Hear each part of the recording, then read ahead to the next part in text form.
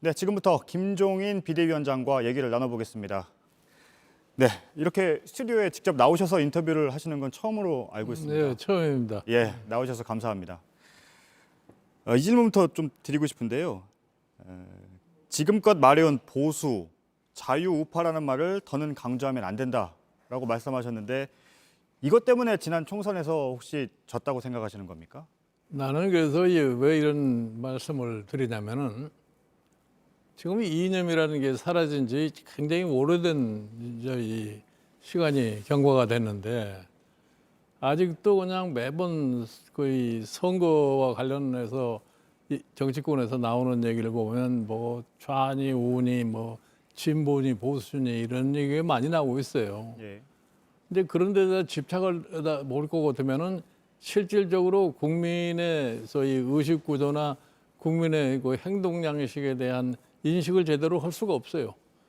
더군다나 이번에 이 총선을 겪고 난 다음에 미래통합당이 왜 참 이 결과가 이렇게 좋지 못했느냐를 한번 냉정하게 판단해 보려고 생각해요. 특히 나 같은 경우에는 내가 제3자의 입장에서 지난 한 2년 동안에 이 과거에 자유한국당 지금 뭐 미래통합당의 당 운영하는 양태를 제가 잘 관찰해 봤어요. 예. 그래서 사실은 내가 마지막에 선거에 유세 동참을 했습니다만은 과연 이 당이 야당으로서의 제 기능을 해서 참 국민의 의식 변화에 제대로 적응할 수 있는 행태를 갖추어서 이게 선거를 이길 수 있겠느냐 하는 것에 대해서 상당히 내가 회의적인 생각을 가졌던 사람이에요. 예. 그런데 마지막까지 이 자유한국당 사람들이 추진해온 것이 뭐냐. 무슨 보수 대통합만 할 것 같으면 아주 승기를 잡을 수 있을 것 같은 그런 태세를 취하지 않았어요? 그래가지고 선거 직전에 대통합을 이루었고 이 대통합을 가지고서 참 선거를 갖다가 자기네들 뜻대로 치를 수 있다 이렇게 생각을 했던 것 같아요. 그러나 실질적으로 이 선거에서 여러 가지 상황을 볼 것 같으면은 뭐 참 공천서부터 그 선거 이 운동하는 과정에서 이런 거 절대 볼 것 같으면은 이게 상당히 좀 이 국민의 의식과는 좀 상당히 동떨어져 있지 않나 이렇게 생각을 합니다. 예. 특히 이제 이 30대, 40대 또 이 젊은 계층 이런 사람들이 왜 통합당에 그렇게 관심을 갖지 않고 외면을 하느냐. 이거를 선거를 했으면은 철두철미하게 인식을 해야 돼요. 그러나 저는 이 사실 비상대책위원장이라는 직책을 맡고 이 당을 다음 대선까지 완벽하게 대선을 치를 수 있는 그런 체제를 갖고 그동안에 외면했던 국민들의 소위 관심을 갖다 끌어들이려고 할 것 같으면 이제 제발 좀 그런 소위 이념적인 논쟁은 좀 저버리고 실질적인 문제를 갖다가 좀 접근을 해서 우리가 유권자에게 보다 좀 가깝게 다가가자 하는 이런 측면에서 제가 그런 얘기를 하는 겁니다. 예. 이념에 집착하지 않는 문제와 보수라는 말을 쓰지 않는 것은 좀 다른 문제라서요. 그런데 보수라는 말이라는 게 말이에요. 나는 이 정치인들이 뭐 나는 보수다. 나는 이게 굉장히 좀 어감상 안 좋다고 생각을 해요. 예. 보수라는 단어를 갖다가 사전을 들여다볼 것 같으면 과거를 지키는 것이 보수다 이렇게 얘기를 하는데 그러나 참다운 보수가 되려면 과거를 지키면서 새로운 변화에 적응을 잘해서 따라가는 것이 그게 진짜 보수라고 저는 봐요. 그런데 우리가 보기에 뭐 과거에 제가 2012년에 새누리당 비대위 때도 참여를 해가지고 그 보수 논쟁 때문에 여러 가지 참 논쟁도 겪고 그렇게 했는데 결국은 그때도 그거를 극복하고 당시에 정강정책을 개편하고 해서 그 당시에도 그렇게 처음에 기대치 않았던 과반수 의석이라는 걸 확보를 하고 그 여파로다가 결국은 대통령 선거까지 이겨야 됐던 거예요. 결국 리더십이 중요할 텐데요. 지금 뭐 당내 의원들도 있지만 이 보수라는 가치를 지키려고 하는 당원들도 있을 텐데 지금 상황에서 계속 가시면 당원들이 동의할까요? 그리고 내년 4월까지 나는 우리 당원들이 예. 뭐 그렇게 당원들 스스로가 나는 보수다 뭐 이렇게 집착해가지고 계시는 분들은 그렇게 없다고 봐요. 예. 대선 얘기를 좀 해보겠습니다. 먼저 네. 대선 준비를 하신다고 했으니까요. 당의 대선 주자가 어디 있나 이런 말씀을 하신 적이 있는데 정말 없는 겁니까? 나 사실은 거의 어떤 카테고리에서 보느냐에 달려 있어요. 예. 지금 이 대선 주자로서 두각을 나타내는 분이 하나도 없어요. 뭐 여론조사상으로 그러고 또 누가 자기의 미래에 대한 비전을 제시하고 내가 대통령 후보가 되겠다 하는 이런 분이 없으니까 내가 대통령 후보가 지금 현재로선 없다고 얘기하는 거지. 예. 일반적으로 얘기하면은 정치를 시작을 해서 좀 정치인으로서 어느 정도의 연륜을 갖춘 사람은 전부가 다 포텐셜 대통령 후보자라고 볼 수 있어요. 그렇게 대부분 생각한다 할 것 같으면 이 통합당에도 대통령 후보가 무수히 많다고 얘기를 할 수 있는 거죠. 예. 당시에는 대선 주자가 어디 있냐 스스로 대선 주자라고 하는 거지라고 말씀하셨기 때문에 그러면 왜냐하면 안에는 황교안 전 대표가 있고 또 유승민 전 의원, 원희룡 지사 그리고 당 외에는 또 홍준표 전 대표가 글쎄 뭐 내가 있어서 뭐 그분들도 본인 스스로는 다 각자가 다 대선 주자감이라고 생각을 하시겠죠. 예.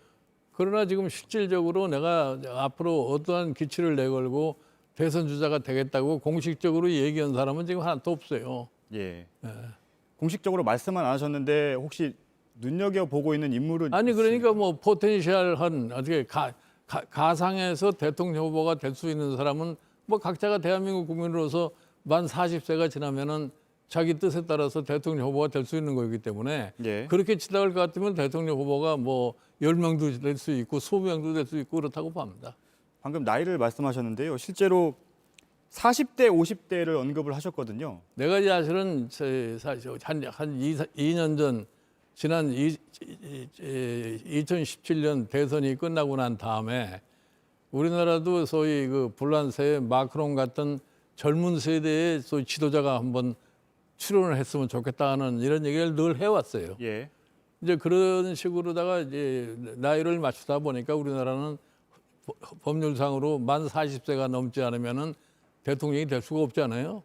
그래서 70년대 이후에 출생자가 대통령 후보감으로 한번 툭 튀어나왔으면 좋겠다는 내가 내 희망상을 늘 얘기했던 거예요. 예. 그래서 내가 이제 70년대 출생한 사람들이 다음 대통령 선거가 되면 나이가 50대가 넘어요. 예? 그렇기 때문에 어느 소위 연대에다가 국한을 갖다 해서 이건 내가 하나의 참 미래를 이끌어갈 사람이니까 좀 새로운 젊은 세대가 났으면 좋겠다는 이런 뜻에서 얘기를 하는 거예요. 그러나 좀 그런 것은 우리가 소망할 수 있는 상황이지만 그런 사람이 안 나타나면 또 그보다도 나이가 더 많은 사람으로 적정한 사람이 나올 수 있는 거죠. 예.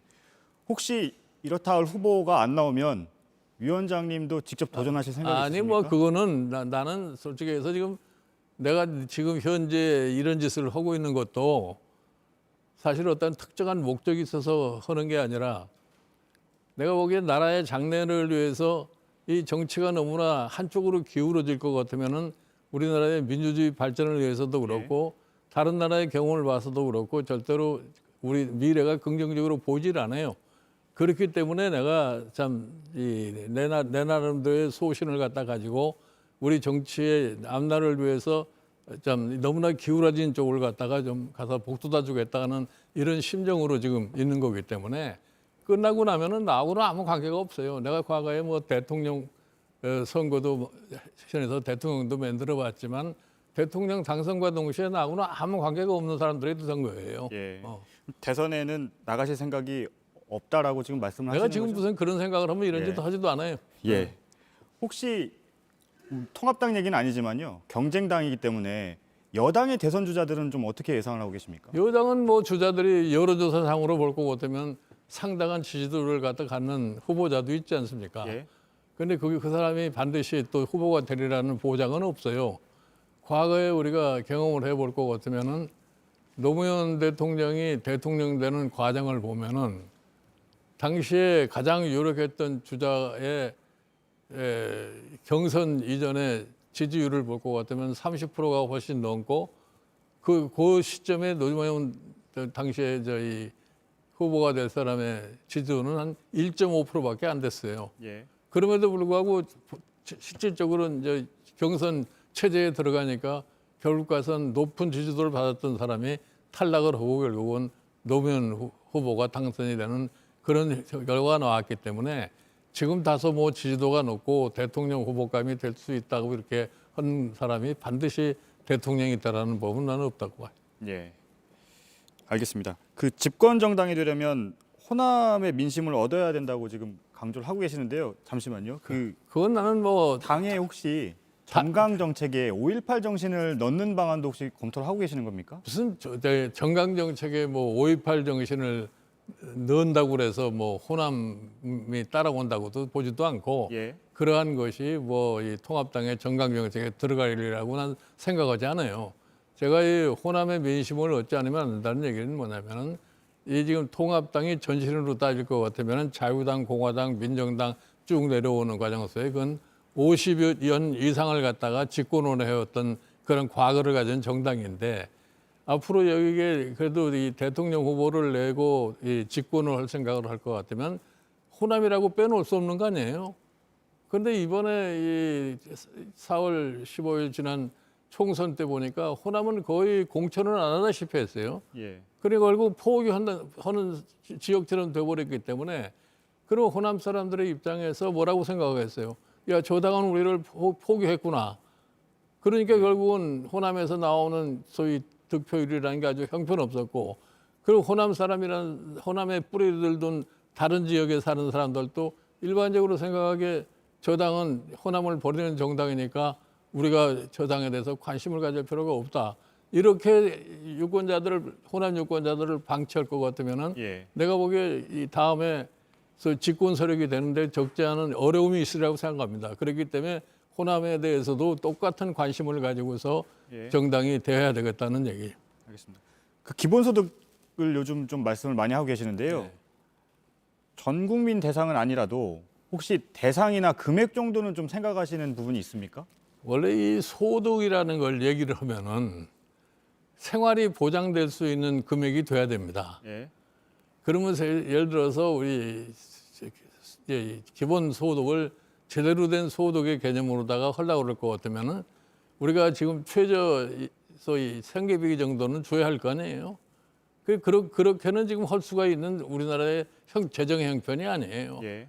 그리고 이 기본 소득이라고 하는 것이 지금 현재 참 학술적으로 논의가 된 게 뭐냐면은 이 4차 산업이 들어오면은 기계가 사람을 대체하기 예. 때문에 고용 문제가 생겨난다 이런 얘기예요. 막대한 이 실업자들이 생겼을 경우에 이거를 어떻게 생계를 보장시켜 주느냐에 따라서 이런 소위 기본소득 문제라는 것이 거론이 됐는데 예. 아직은 이거 체계적으로 이 기본소득을 갖다 실시한 나라도 없어요. 예. 그러나 이제 우리가 이 기본소득 얘기가 나왔기 때문에 앞으로 우리도 언젠가는 좀 이 4차 산업이 발전해 가지고 그러한 고용 문제가 심각하게 대두될 적에 예. 그런 소위 상황에 대처하기 위해서 기본소득에 대해서 제대로 된 연구를 하고 예. 우리나라에서 적용할 수 있는 가능성이 얼마만큼 있고 어떤 범죄에 속하는 사람을 갖다가 기본소득에 이게 포함을 시킬 것이냐 이러한 연구는 제가 보기에 이 정당이 정치권에서 지속적으로 해야 된다고 생각합니다. 그래서 제가 기본소득이라는 것을 당장에는 실현하기가 어렵지만 이거를 미래의 하나의 과제로 생각하고서 계속 연구를 해서 발전시켜 나가야 되지 않느냐 이렇게 얘기를 하는 거예요. 알겠습니다. 지금 여러 가지를 이제 하실 텐데요. 그리고 또 앞으로 당이 바뀌어야 되니까 아마 그 사람부터 정책의 방향부터 새로 정하실 텐데 내년 4월이 임기라서 네. 혹시 그 이후에 또 대선이 한참 남아 있잖아요. 네. 위원장님이 떠난 다음에 당이 다시 원래대로 돌아올 수가 있을 텐데 그 과정을 막기 위해서 좀 아니 다른 내가 대책도 생각하십니까? 보기에 만약에 이제 내년 4월까지 예. 당의 변화를 꾀하려고 많은 노력을 해서 변화를 했는데 예. 그 다음에 다시 돌아가 버리면 그건 통합당의 운명이라고 생각해요. 내가 사실은 분명하게 말씀을 드려서 왜 박근혜 대통령이 오늘날 저런 운명을 갖게 되느냐 하는 건 이거예요. 원래 박근혜 대통령이 이 대국민에게 아주 확실하게 한 공약이 있어요. 그 공약을 갖다 대통령 취임하면서 완전히 지워버린 겁니다. 예. 그런 어떤 의미에서 보면은 유권자들에 대한 큰 배신을 했다고 난 생각을 해요. 그런데 그러한 것이 이제 이 발생하는 과정에는 여러 가지 요인이 작동했던 거예요. 근데 그러한 요인이 작동했던 것을 허용할 수 있는 것도 당시에 박근혜 대통령의 과오라고 생각을 해요. 예. 그러니까 그러한 것을 제가 체험했기 때문에 4월 이후에 다시 돌아갈 수도 있어요. 옛날로. 그 다시 돌아가면은 결국 가서 그건 불행을 초래할 수밖에 없다고 나는 생각을 합니다. 예. 한 가지만 끝으로 더 여쭤보겠습니다. 앞서 보도도 했는데요. 민주당은 내일 하늘이 두 쪽 나도 본회의를 열겠다고 했는데 단독으로 강행하면 통합당은 어떻게 하실 겁니까? 저는 사실 그 민주당이 지금 과욕을 부리고 있는 건데 국회라고 하는 것이 제대로 기능하려면 야당이 없는 국회라고 하는 것은 그건 존재할 필요가 없는 거예요. 예? 그런데 지금 뭐 그동안에 30년 이상 관행으로 다 해온 국회 개원을 갖다가 일방적으로 한번 숫자가 지금 많아졌다고 그래서 예. 강행한다는 아주 좋지 못한 선례를 갖다 남길 거라고 생각을 합니다. 예. 알겠습니다. 여기까지 듣겠습니다. 미래통합당의 김종인 비대위원장이었습니다. 나와주셔서 감사합니다. 네.